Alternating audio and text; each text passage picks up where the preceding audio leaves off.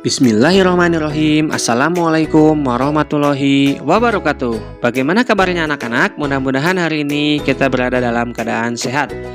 Untuk materi hari ini adalah renang. Renang adalah salah satu cabang dalam olahraga akuatik. Menurut para ahli, renang dapat diartikan sebagai berikut. Yang pertama, menurut Muhajir pada tahun 2004, renang adalah olahraga yang menyehatkan, sebab hampir semua otot tubuh bergerak sehingga seluruh otot berkembang dengan pesat dan kekuatan perenang bertambah meningkat. Yang kedua, menurut Budiningsih pada tahun 2010, renang adalah salah satu di antara olahraga air yang dilakukan dengan menggerakkan badan di air, seperti menggunakan kaki dan tangan sehingga badan terapung di permukaan air. Yang ketiga, menurut Abdullah pada tahun 1981, renang adalah suatu jenis olahraga yang dilakukan di air, baik di air tawar maupun di air asin atau laut. Yang keempat, menurut Erlangga pada tahun 2010, renang merupakan olahraga air yang sangat menyenangkan dan bermanfaat bagi kekuatan otot tubuh, jantung, paru-paru, dan membangkitkan perasaan berani. Jadi, dapat disimpulkan bahwa renang adalah aktivitas menggerakkan, mengapungkan, atau mengangkat seluruh bagian tubuh ke atas permukaan air dengan menggerakkan kaki ataupun lengan. Sebagai sebuah cabang olahraga, renang mulai dikenal pada abad ke-19 di London, Inggris pada tahun 1837. Di Indonesia, kepopuleran renang diawali di kota Bandung, yaitu dengan dibangunnya kolam renang Cihamplas pada tahun 1904. Setelah itu, kolam renang pun dibangun di beberapa kota besar di Indonesia, seperti Jakarta dan Surabaya. Yang ketiga adalah macam-macam gaya renang. Berenang dapat dilakukan dengan beberapa macam gaya, diantaranya gaya dada, gaya bebas, gaya punggung, dan gaya kupu-kupu. Seperti apa dan bagaimana cara berenang dengan gaya-gaya tersebut? Berikut ini penjelasan mengenai gaya berenang. Yang pertama adalah gaya dada atau gaya katak. Gaya dada dinamakan gaya katak karena gerakannya persis seperti gerakan katak saat berenang. Gaya dada atau gaya katak adalah gaya berenang yang sangat populer untuk renang rekreasi, tetapi juga sering digunakan oleh para atlet dalam berlomba. Dalam gaya dada, tubuh diposisikan secara stabil seperti merangkak di permukaan air. Dikombinasikan dengan gerakan kaki dan tangan. Tangan dan kaki berada di dalam air,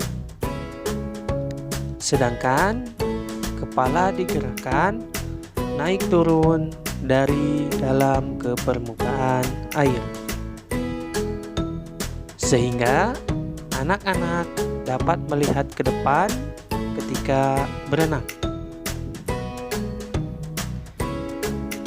Meskipun sama-sama menghadap ke arah permukaan air, gaya katak berbeda dengan gaya bebas. Pada gaya katak, tubuh selalu dalam keadaan tetap.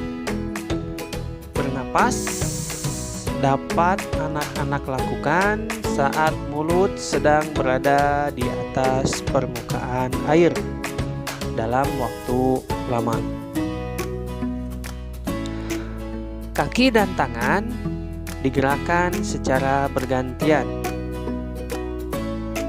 Pada saat kaki bergerak menendang ke arah luar, kedua belah tangan diposisikan lurus ke depan. Sebaliknya, pada saat kaki dalam posisi lurus, kedua tangan digerakkan seperti sedang membelah air sehingga badan tertarik ke arah depan.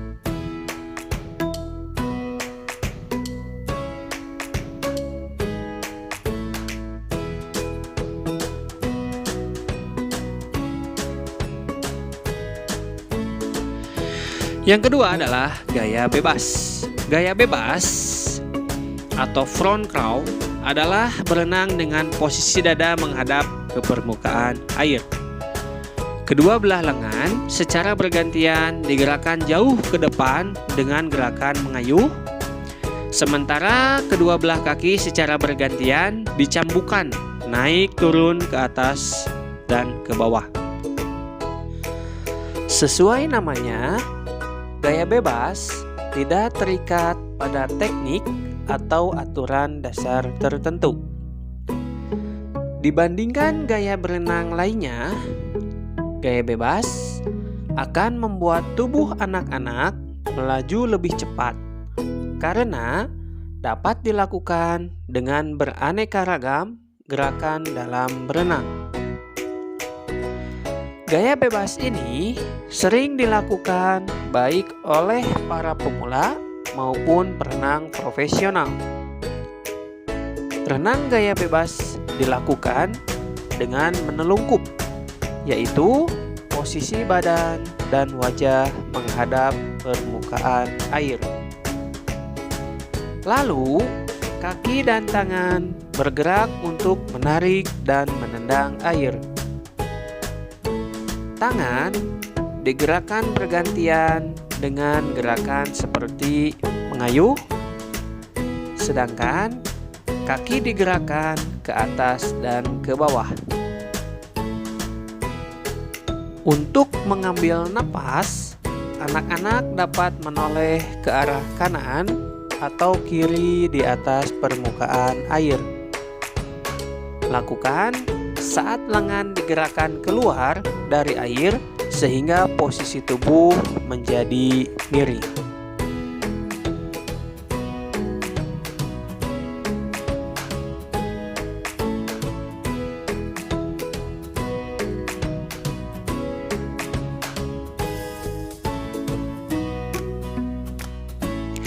Yang ketiga adalah gaya punggung. Gaya ini dinamakan gaya punggung karena posisi punggung menghadap ke permukaan air atau tubuh telentang. Posisi ini memudahkan anak-anak untuk bernafas dan membuka mata, tetapi sulit menentukan arah gerakan tubuh. Gaya punggung merupakan gaya renang tertua setelah gaya bebas dan diperlombakan pertama kali di Olimpiade Paris pada tahun 1900. Gaya punggung tidak diawali dari atas balok start, tetapi dari dalam kolam dengan tangan berpegangan, lutut ditekuk, dan telapak kaki bertumpu di dinding kolam. Pada gaya punggung, kaki bergerak lebih aktif ke arah atas dan pergelangan kaki harus dijaga agar selalu lentur, tidak kaku. Gerakan tangan pada gaya punggung hampir sama dengan gaya bebas, yaitu digerakkan menuju pinggang seperti sedang mengayuh.